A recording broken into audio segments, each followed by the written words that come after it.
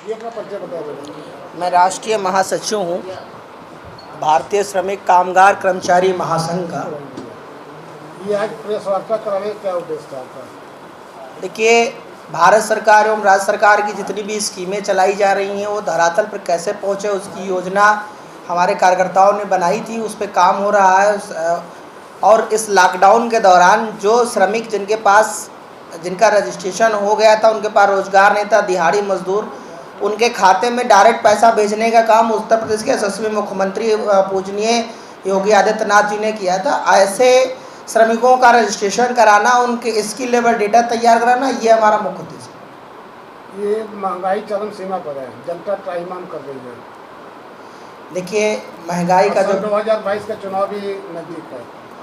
जैसे महंगाई का जो मुद्दा है, ये कहने के लिए क्या है कि हम किसी चीज़ का उत्पादन नहीं करते हैं, उस चीज़ की महंगाई है। बाकी हमारे किसी उत्पादन वाले चीज़ों में महंगाई नहीं है। और फिर भी धीरे धीरे क्या होता है कि जो जनरेशन हमारी है उसके लिए भी एक नीति बनाई गई है कि हमको जनसंख्या नियंत्रण पर भी कार्य करना है, तो इसलिए हमें उस पर भी ध्यान देना है। और हमारा जो मेन मुद्दा है वो श्रमिकों के लिए श्रमिकों पे हम जनसंख्या तो अटेंडेंस बढ़ा रही है। सबसे ज़्यादा लॉकडाउन से मैग्रेंट वर्कर्स को अफेक्ट पड़ा, उनके लिए आप क्या कहते हैं? हाँ, आपने बहुत अच्छा प्रश्न पूछा है बहन जी।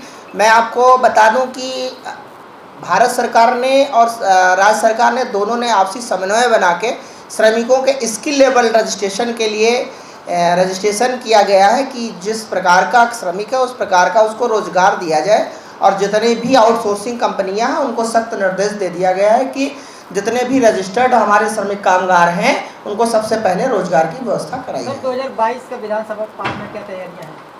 विधानसभा तैयारियां हम पूर्ण बहुमत के साथ सरकार बना रहे हैं, उसमें कोई इफर्ट नहीं है। हमारा जो इतनी बड़ी आपदा चल रही थी, इस आपदा के काल में अगर कोई कार्यकर्ता सेवा करते हुए दिख रहा था तो हमारे भारतीय जनता पार्टी और राष्ट्रीय स्वयंसेवक संघ और विद्यार्थी परिषद का कार्यकर्ता कार्य करते हुए दिख रहा था।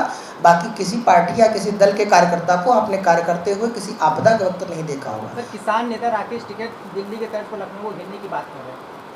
देखिए, वो उनका अपना मुद्दा है। बाकी उत्तर प्रदेश के और सारे किसान के जितने भी संगठन है सबने सरकार को समर्थन किया है। उनके समर्थन में ममता बनर्जी भी पहुंचने वाली है, ऐसा खबर। वो चोर चोर मौसेरे भाई।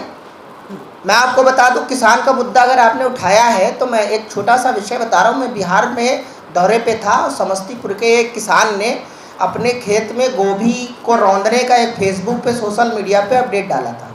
तो हमने उस संपर्क करने का प्रयास किया, हमने समस्तीपुर के कार्यकर्ताओं को लगाया और किसान से संपर्क किया गया। तो किसान ने कहा कि हमारी गोभी अच्छे भाव में बिक नहीं रही है, इसकी वजह से हम इसको जोत रहे हैं। जबकि उसकी गोभी जो पाला से खराब हो गई खेत थे वो जोत रहा था और उसको दूसरे तरीके से दिखा रहा था। फिर भी जो उसकी बची हुई गोभी थी उसको हमने तुरंत, हमारे एक मित्र हैं अशोक पांडे जी जो प्रयागराज के रहने वाले हैं, वो अशोक वेजिटेबल्स के नाम से आज़ादपुर में उनकी फर्म है।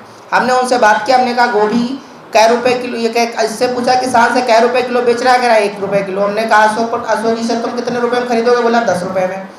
10 रुपये किलो समस्तीपुर के किसान का 25% पैसा तुरंत उन्होंने खाते में ट्रांसफ़र कर दिया। और जब वो प्रयागराज पहुंचा तो पूरा 100% पैसा अशोक पांडे ने भेज दिया और अगले दिन वो गोभी पहुंच गई।